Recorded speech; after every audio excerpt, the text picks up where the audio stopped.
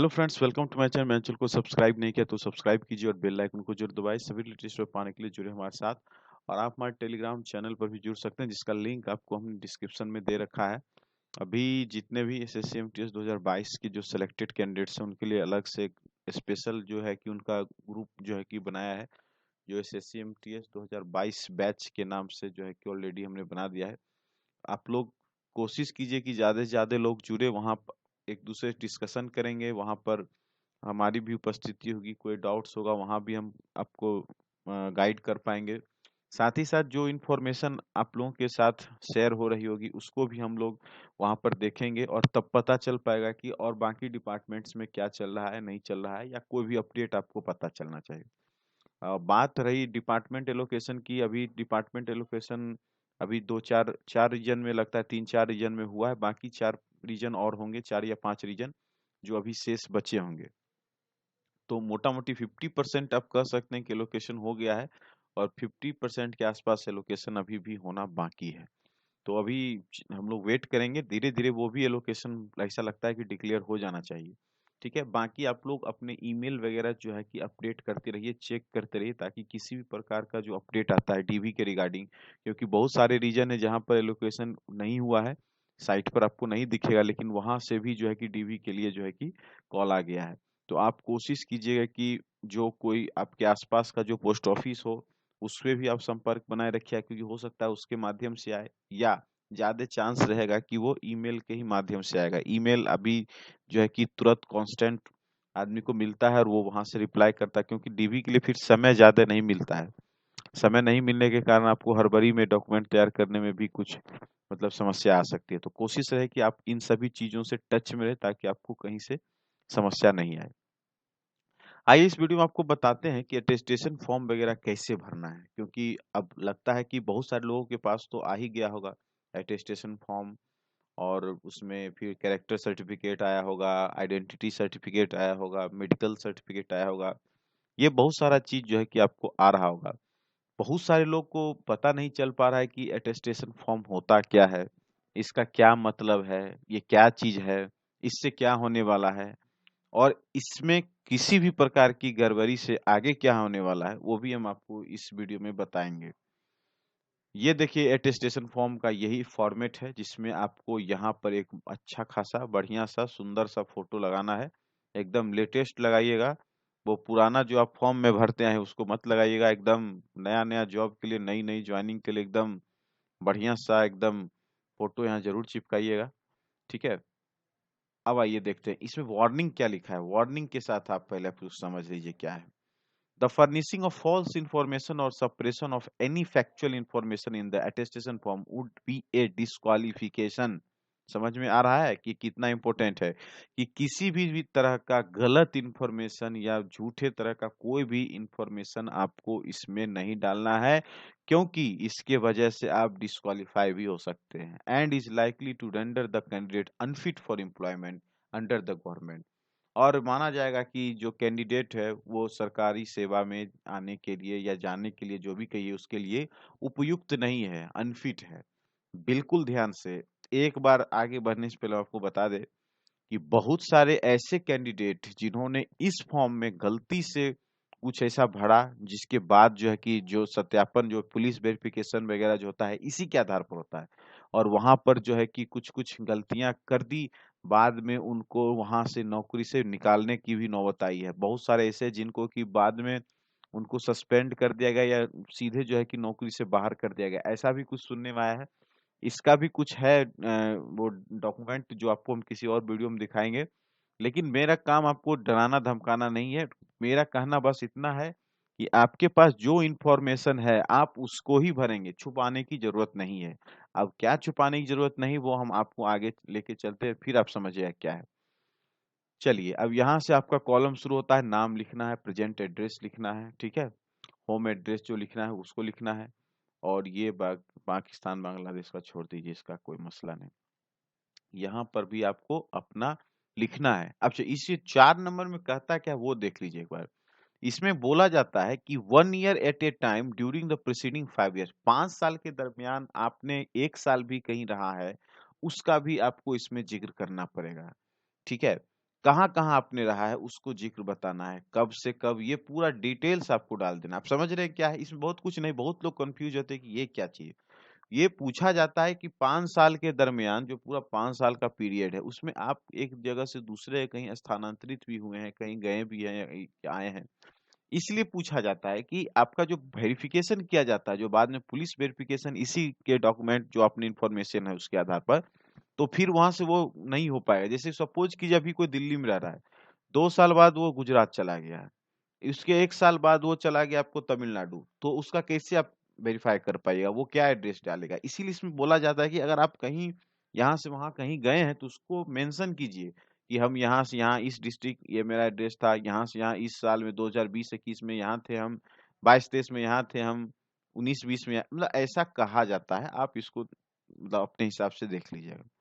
Next column आइए तो national name है, nationality, place birth, occupation, present industry, सब हो गया। फादर, सिस्टर, वाइफ, ये सब जो नॉर्मल डिटेल्स, इसमें कुछ कहना नहीं है, ये सब नॉर्मल है, इस सब में कुछ नहीं। प्रेजेंट डेट क्या हो गया, डेट ऑफ बर्थ क्या हुआ, नेशनैलिटी, सब तो कोई मतलब ये नहीं। मेट्रिकुलेशन एज क्या था, फिर ये प्लेस ऑफ बर्थ कहाँ है, मतलब ये सब तो उसमें कुछ नया नहीं है।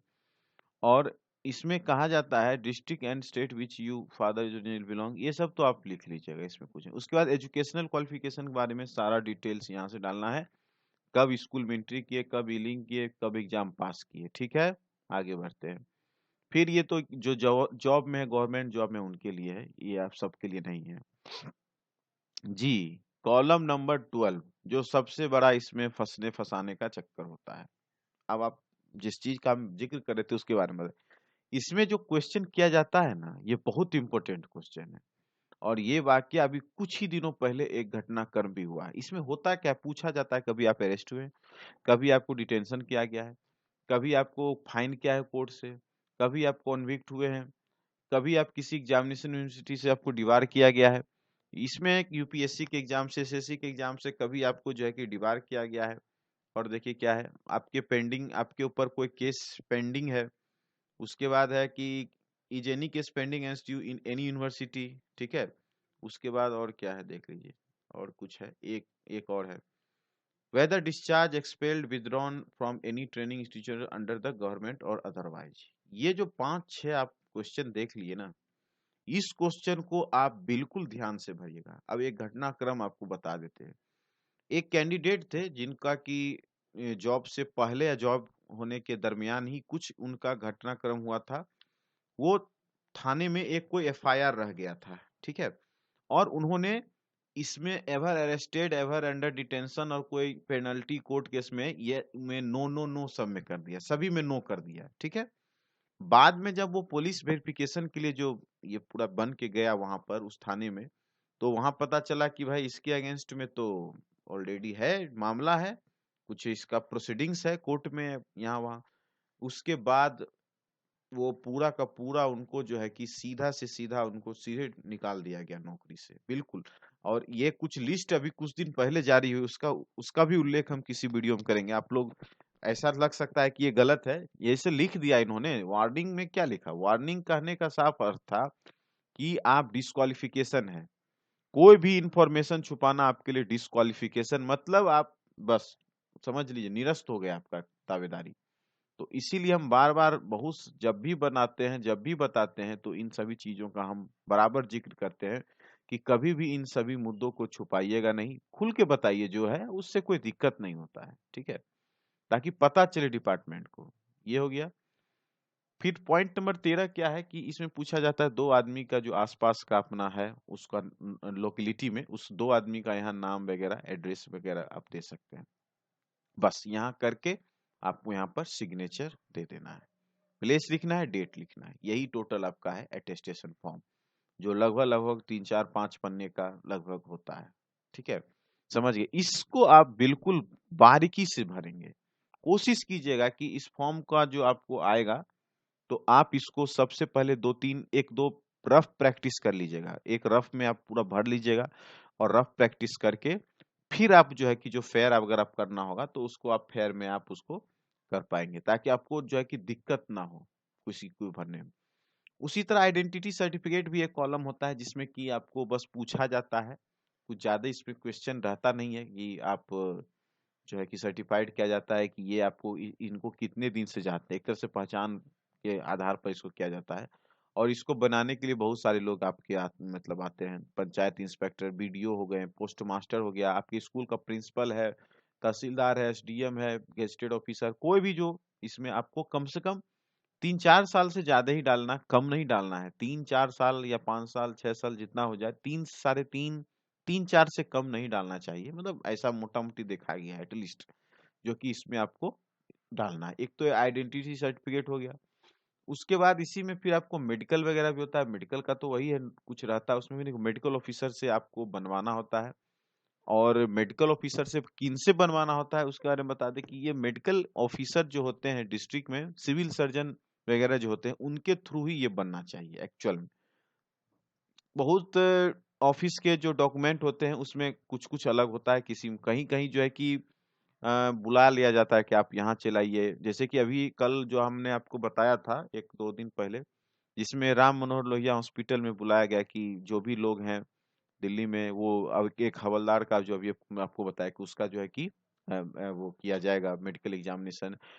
जनरली तो बोला जाता है कि आप अपने यहाँ के आसपास में जो भी हैं उनसे आप मेडिकल, जो सिविल सर्जन होते हैं उनसे आप बनवा के ला सकते हैं। कैरेक्टर सर्टिफिकेट के बारे में ऑलरेडी हमने बता दिया है, यहाँ गेस्टेड है। फिर आपको एटलीस्ट यहाँ गेस्टेड इस बार थोड़ा बहुत कहीं कहीं चेंज हुआ है, बोला जा रहा है कि एसडीएम वगैरह या डीएम वगैरह तक से भी आप बना सकते हैं। ये पहचान पत्र वही है जो आपको हमने बताया। और इसके अलावा इसमें ये स्टेटमेंट डिक्लेरेशन हर डिपार्टमेंट का अलग अलग रहता है ज़्यादातर। ये भी सर्टिफिकेट एक अलग है। कैंडिडेट डिटेल्स फॉर्म है, ये डिपार्टमेंट डिपार्टमेंट बाय डिपार्टमेंट आपको अलग अलग फॉर्मेट एक्चुअल में आपको मिलता है। तो अब आप समझ गए होंगे अटेस्टेशन फॉर्म कितना महत्वपूर्ण है। और भूल कर भी किसी भी प्रकार की गलती आप नहीं करेंगे जो बाद में आपके लिए डिस्क्वालिफिकेशन का सामना करना पड़ जाए नौकरी होने के बावजूद भी। ये आपको बार बार ये वार्निंग सिर्फ लिखा ही नहीं है, मैं आपको बता भी रहा हूँ। 1-2 केस हमने अभी अभी कुछ दिनों पहले देखा है, उसके बारे में हम किसी और वीडियो में बताएंगे, ये वो कुछ आया हुआ है उसका।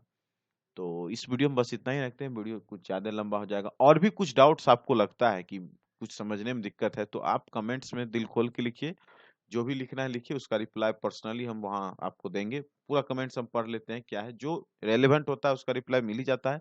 और जो लगता है कि कुछ इन्फॉर्मेशन है जो कि मतलब लोगों के द्वारा ज़्यादा रेज किया जाता है, तो फिर उस पर हम वीडियो बना के ही आपको कोशिश करते हैं सब कुछ आपको हम बताएंगे। ठीक है, इस वीडियो में बस इतना ही रखते हैं, मिलते हैं फिर किसी और वीडियो में। तब तक के लिए thanks for watching and best of